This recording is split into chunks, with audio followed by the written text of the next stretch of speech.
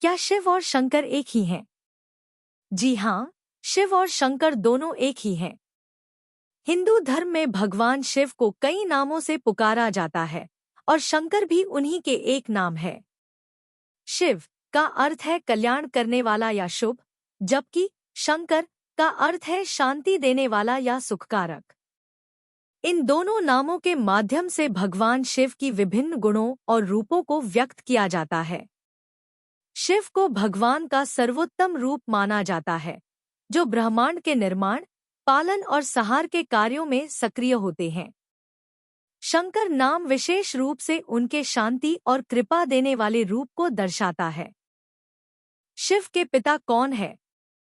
जैसा कि भगवान ब्रह्मा को भगवान शिव का पिता कहा जाता है, देवी पार्वती, जिन्हें शक्ति या देवी के नाम से भी जाना जाता है, भगवान शिव की माता कही जाती है। कुछ पौराणिक तथ्यों और जानकारी के आधार पर ऐसा माना जाता है कि देवी पार्वती उनकी पत्नी और मां के रूप में दोहरी भूमिका निभाती हैं। क्या शंकर रुद्र है? रुद्र एक प्राचीन नाम है जो भगवान शिव के उग्र और विनाशकारी रूप को दर्शाता है। वे मुख्य रूप से विनाशक और शांति के रक्षक के रूप में पूजे जाते हैं। रुद्र शब्द का अर्थ होता है रोने वाला या विहीन करने वाला, और यह नाम उनके क्रोध और संहारक रूपों के लिए उपयुक्त माना जाता है। रुद्र का रूप मुख्य रूप से उनकी तामसिक और उग्र ऊर्जा को व्यक्त करता है। शंकर भगवान शिव का एक और प्रिय नाम है, जो उनके शांति देने और कल्याण करने वाले रूप को व्यक्त करता है। शंकर का अर्थ है कल्याणकारी या सुखदायक। यह नाम भगवान शिव के कृपा और शांतिपूर्ण स्वरूप को दर्शाता है। महादेव भगवान शिव को महादेव के रूप में भी जाना जाता है, जिसका अर्थ है महान देवता या देवताओं के देवता। यह नाम भगवान शिव की सर्वोच्चता और असीम शक्ति को दर्शाता है। शिव की मां कौन है? हिंदू धर्म में भगवान शिव की मां का कोई स्पष्ट उल्लेख नहीं है, क्योंकि शिव को स्वयं उत्पन्न होने वाला और निराकार, रूप रहित माना जाता है। उनकी उत्पत्ति के बारे में कोई पारंपरिक कथा नहीं है, जो अन्य देवताओं के बारे में बताई जाती है, जैसे कि विष्णु और ब्रह्मा के माता-पिता का उल्लेख होता है। हालांकि कुछ पौराणिक कथाओं में यह माना जाता है कि भगवान शिव का संबंध आद्य शक्ति पराशक्ति या दिव्य शक्ति से है, जो दुर्गा या पार्वती के रूप में प्रकट होती हैं। लेकिन इस संदर्भ में शिव की माता के रूप में पार्वती का उल्लेख एक प्रतीकात्मक रूप में किया जा सकता है, क्योंकि पार्वती को भगवान शिव की पत्नी माना जाता है, न कि मां। अतः शास्त्रों में शिव के माता-पिता के बारे में कोई निश्चित जानकारी नहीं मिलती है, क्योंकि भगवान शिव को सर्वोच्च और असीमित अस्तित्व के रूप में माना जाता है, जिनकी कोई जन्म और मृत्यु नहीं होती। सबसे शक्तिशाली भगवान कौन है? हिंदू धर्म में सर्वोच्च दिव्य शक्ति ब्रह्मा, विष्णु और शिव हैं। एकमात्र परम सत्य, एक इकाई जो मौजूद है और सभी चीजों को जीवन देती है। यह निराकार है और हिंदू धर्म के विभिन्न संप्रदायों में इसे विष्णु या नारायण, आदि पराशक्ति शक्ति या दुर्गा और शिव या महादेव के रूप में संदर्भित किया जाता है। शिव को अपनी आंख किसने दी? भगवान शिव को अपनी एक आंख महादेव की पत्नी पार्वती ने दी थी, और यह घटना एक पौराणिक कथा से जुड़ी है। एक समय की बात है, जब भगवान शिव और पार्वती का विवाह हुआ था। एक दिन पार्वती ने शिव से कहा कि वह उनका ध्यान आकर्षित करना चाहती हैं। भगवान शिव ध्यान में मग्न थे और पार्वती ने उन्हें देख नहीं पाया। पार्वती ने सोचा कि अगर भगवान शिव को किसी तरह से अपना ध्यान आकर्षित कर पाती, तो वह उनकी महानता का प्रमाण देती। पार्वती ने भगवान शिव से एक विनती की और उनकी एक आंख मांग ली, ताकि वह अपने रूप से सृष्टि को देख सकें। भगवान शिव ने यह अनुरोध स्वीकार किया और अपनी दाहिनी आंख पार्वती को दे दी। इस कारण भगवान शिव को त्रिनेत्र या तीन आंखों वाले के रूप में जाना जाता है। उनकी तीसरी आंख उनके उग्र रूप और विनाशक शक्ति का प्रतीक है। जब भगवान शिव ने अपनी तीसरी आंख खोली तो इसका परिणाम विनाशकारी हो सकता था, क्योंकि यह आंख अत्यधिक तेज और शक्ति से भरी हुई है। यह कथा पार्वती की भक्ति और भगवान शिव के साथ उनके गहरे संबंध को दर्शाती है। महादेव को शंकर क्यों कहा जाता है? महादेव को शंकर कहा जाने के पीछे एक खास अर्थ और संदर्भ है। शंकर नाम भगवान शिव के शांत, कृपालु और कल्याणकारी रूप को दर्शाता है। शंकर शब्द का अर्थ है कल्याणकारी, शांति देने वाला या सुख देने वाला। यह नाम उनके शांतिपूर्ण और कृपा से भरे रूप को व्यक्त करता है, जो संसार के सभी प्राणियों के लिए कल्याणकारी होते हैं।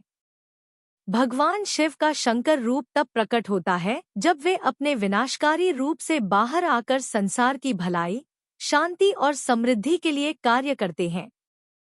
वह संसार की हर जीवात्मा को शांति और संतुलन प्रदान करने के लिए निरंतर कार्य करते हैं।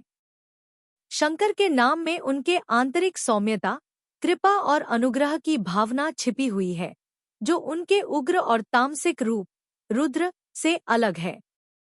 शंकर नाम भगवान शिव के उन गुणों को दर्शाता है जो उनके आंतरिक गुण और प्रकृति के शांति, प्रेम और संरक्षण को व्यक्त करते हैं। इसलिए शंकर भगवान शिव के उन रूपों को दर्शाता है जिनमें वे अपने भक्तों के प्रति पूरी तरह से कृपालु होते हैं और उन्हें शांति, सुख और समृद्धि प्रदान करते हैं। शिव की असली पत्नी कौन है? शिव की असली पत्नी पार्वती है। पार्वती ही भगवान शिव की पत्नी के रूप में सबसे प्रमुख और प्रसिद्ध मानी जाती है। उनका विवाह भगवान शिव से हुआ था और वे उनके साथ एक संयमित, प्रेमपूर्ण और गृहस्थ जीवन जीती हैं। पार्वती को विभिन्न नामों से भी पुकारा जाता है, जैसे उमा, गौरी, हिमवती आदि। पार्वती भगवान शिव की सहचरी हैं और उनका विवाह एक अद्भुत और गहरे आध्यात्मिक प्रेम का प्रतीक है।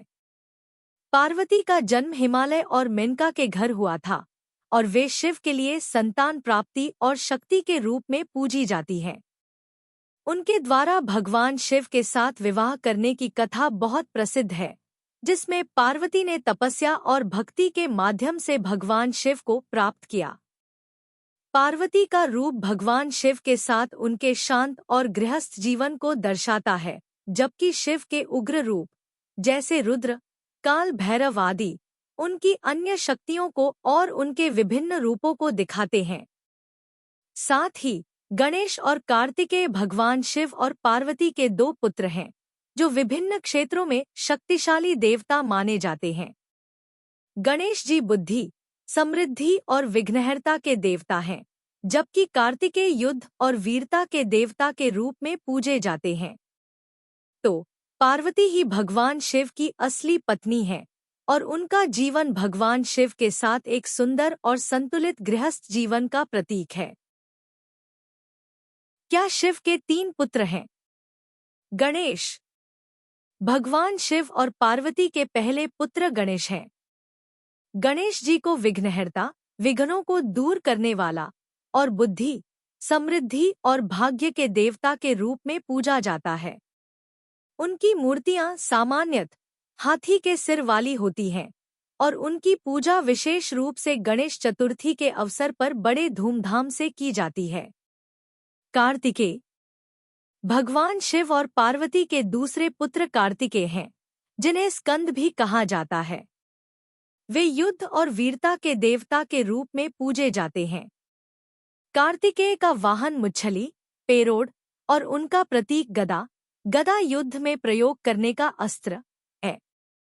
कार्तिकेय का सबसे प्रसिद्ध रूप उनकी तारकासुर के साथ युद्ध की कहानी से जुड़ा हुआ है, जिसमें उन्होंने असुरों को हराया था।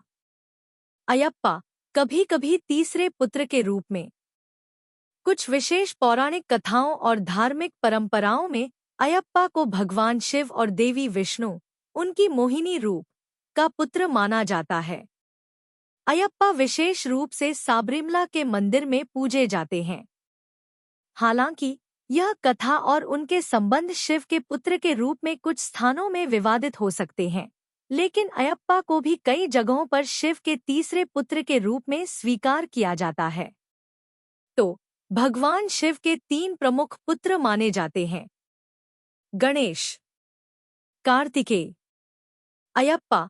कभी कभी इनमें से गणेश और कार्तिकेय सबसे प्रसिद्ध हैं, जिनकी पूजा सभी हिंदू धर्मावलंबियों द्वारा बड़े श्रद्धा और विश्वास के साथ की जाती है। पार्वती ने शिव को क्यों छोड़ा? पार्वती ने भगवान शिव को छोड़ने का प्रसंग एक महत्वपूर्ण पौराणिक कथा से जुड़ा हुआ है, जो उनके जीवन के संघर्ष और आध्यात्मिक विकास को दर्शाता है। यह घटना मुख्य रूप से शिव पार्वती के संबंधों के गहरे अर्थ और परीक्षा को व्यक्त करती है। कथा के अनुसार एक समय पार्वती ने भगवान शिव से विवाह के बाद उनके साथ गृहस्थ जीवन जीने का निर्णय लिया था। लेकिन एक घटना में भगवान शिव ने पार्वती को एक कठिन परीक्षा दी, जिससे वह उन्हें छोड़ने का निर्णय लेने लगी। जब पार्वती और शिव का विवाह हुआ था, तो पार्वती ने भगवान शिव से सच्चे प्रेम में पूर्ण समर्पण किया था। लेकिन एक दिन भगवान शिव ने पार्वती को यह परीक्षा देने का सोचा। उन्होंने पार्वती से कहा कि वह उन्हें छोड़कर संसार में अपना ध्यान केंद्रित करें और अपने तप में पूरी तरह से रत हो जाएं, ताकि वे उसे अपनी शरण में न लें। इसके बाद पार्वती भगवान शिव के बिना अपने जीवन की कठिनाइयों को सहते हुए उनका त्याग करने का निर्णय लेती हैं। इस दौरान वह अत्यधिक तपस्या करने लगी, जिससे भगवान शिव के हृदय में उनके प्रति गहरी स्नेह और भक्ति का समर्पण बढ़ा। अंततः भगवान शिव ने यह परीक्षा पार्वती के प्रेम और भक्ति के गहरे रूप को महसूस करते हुए उनका त्याग न करने का निर्णय लिया। वह पार्वती के पास पहुंचे और दोनों का मिलन हुआ। इस मिलन के बाद पार्वती को यह समझ में आया कि भगवान शिव उनके भीतर आत्मा के रूप में विद्यमान है और उनसे मिलने के लिए उन्हें बाहरी रूपों के आधार पर नहीं देखना चाहिए। यह कथा यह संदेश देती है कि भगवान शिव के साथ पार्वती का संबंध केवल बाहरी रूप से नहीं, बल्कि उनके आध्यात्मिक और आंतरिक प्रेम पर आधारित है। पार्वती का त्याग और फिर मिलन यह दर्शाता है कि सच्चे प्रेम और भक्ति का कोई अंत नहीं होता और भगवान का आशीर्वाद पाने के लिए कठिन परीक्षा और आत्मसमर्पण जरूरी होते हैं। इस कथा में पार्वती ने भगवान शिव को छोड़ने का विचार केवल एक रूपक था, जिसमें उनकी भक्ति और प्रेम को परखा गया था। अंत में दोनों का मिलन हुआ और उनका संबंध और भी मजबूत हुआ।